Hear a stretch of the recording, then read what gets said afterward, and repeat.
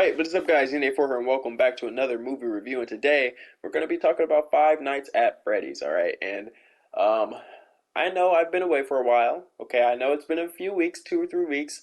I've just been so crazy busy that I haven't had any time to record. I haven't had any free time whatsoever. Um, so I apologize, not my fault, just scheduling issues. I'm just so exhausted. Like even making this video right now, I'm just so tired. Um, so yeah, I apologize. I'm gonna do my best to get into the groove of things. I'm gonna record some videos today and tomorrow, so hopefully I can, get a little flow going. But we're not here to talk about my personal life. Okay, we're here to talk about a movie that people have been waiting on for years. All right. So I'll be letting you guys know some of the positives, some of the negatives, the good, the bad, the pros, the cons, the yes, the no's. Um, and also drop a like on this video, share the video, subscribe if you haven't already because it's free and it'll help me out tremendously. I'm on my way to 400 subscribers. Help me out, please. But yeah, let's hop straight into it. Now, I think with this movie, it's a little interesting because it's like the fans like it, but the critics don't like it so much. And keep in mind, I said like, okay? There's a difference between liking something and loving something.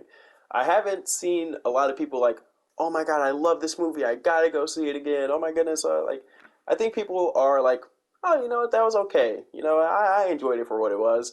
And I mean, any movie that has freaking Josh Hutcherson or Matthew Lillard in it, it's gonna be good. It can be the worst movie of all time, but if either of those two are in it, it's gonna be somewhat tolerable. And they're both like really good actors. You got Scream, Scooby Doo, Bridge to Terabithia, The Hunger Games. Like they're both so good, so talented. So I was very good to. I mean, sorry, I was very happy to see both of them on screen together. I think they're both just really fun, really talented. I grew up on both of them, so I was really happy with that aspect. And I love Five Nights at Freddy's, man. It's such an entertaining game.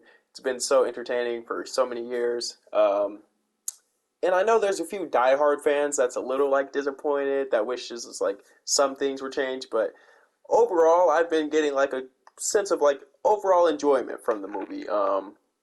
Not necessarily like perfect, but it's a good time. It's a good watch. It's something that you can be like, you know what, I enjoyed that. It doesn't overstay its welcome. It's not movie of the year. It's not bad. It's just a fun little movie going experience. Nothing too crazy, but a fun time. Now I have seen a lot of people argue and complain and say that, oh, this movie, it wasn't gory enough. There wasn't enough, blood and stuff like that. It wasn't scary enough and like stuff like that. And I mean, the Five Nights at Freddy's franchise has never really been known for blood and guts and gore and decapitations and fatalities and stuff like that. It's more so about the jump scares and the suspense and being like creepy and unsettling.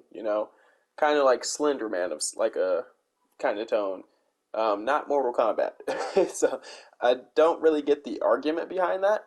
And I do think that the PG-13 rating does help it financially because all the kids that grew up playing it can go and watch it. They don't have to be accompanied by an adult or anything like that. So I think a PG-13 rating is appropriate.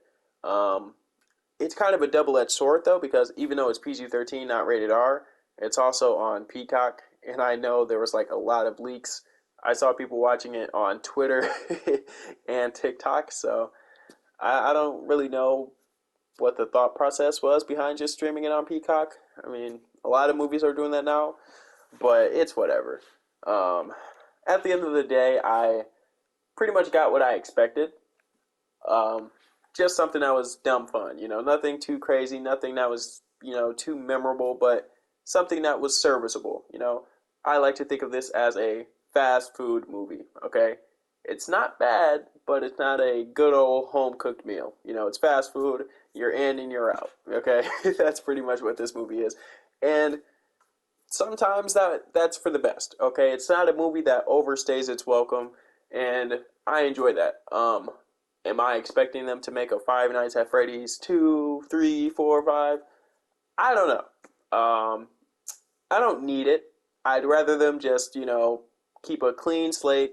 Even though the critics didn't like this movie too much, the fans did, okay? and that's better than the critics, in my opinion. Fans, we know what's good for business. We know how to, really promote things, make directors and producers know how we feel through social media and everything like that. That's why the Sonic movie was so successful, amongst other things. So the fans' ratings is definitely more important than the critics. Now, there were a few things I enjoyed about the movie, but there's a few things I don't like about it as much. I thought the casting was good. I enjoyed all the cast members overall. I'm gonna be a little biased because I'm a huge Josh Hutcherson fan. I'm a huge Matthew Lillard fan, so I'll be a little bit biased towards them. But all the other cast members I did enjoy. I enjoyed the visuals of this movie. Like, this movie looks really good, and I think certain projects are getting a lot better at that now. Like things like The Last of Us. When I watch the show, it looks exactly like the game. Um, you know, this is another exception. When I look at this movie, I'm like, oh man, that's cool. There's like lots of little like Easter eggs, references thrown in there. Um, so visually, I was pretty impressed. I was pretty satisfied with the way that this movie looked. Um, there are a few um, story beats that didn't quite match up for me personally. Nothing too significant that I was like, ah, that sucks. But like I was like, I kind of would have, not did that. It's just personal preference. Everybody's different. Um, but honestly, I think there's more good than bad in this movie. I don't think they were trying to make something iconic. I don't think they were trying to make something, $1 billion movie. The movie is very successful though, which is not necessarily surprising, but the way how it's been breaking records, that I think is impressive. Um, so I'm okay with it. I think they were just making this for the diehard fans, the people who respect the source material, respect the game. So, you know, if that was the goal, I do think that they succeeded. Okay, financially a success, fans like it. Overall, damn good time. Go see it. It's not something you got to be there day one to see, but overall enjoyment. Even if you're not a Five Nights at Freddy fan, I think that you'll learn to enjoy it. But if I had to give it a ranking, it's serviceable. Nothing perfect, so I'm gonna give it like a 7 out of 10, man. Personally. But if you enjoyed this video, drop a like, share, and subscribe if you are new. I'm an A4 and I am out. Peace.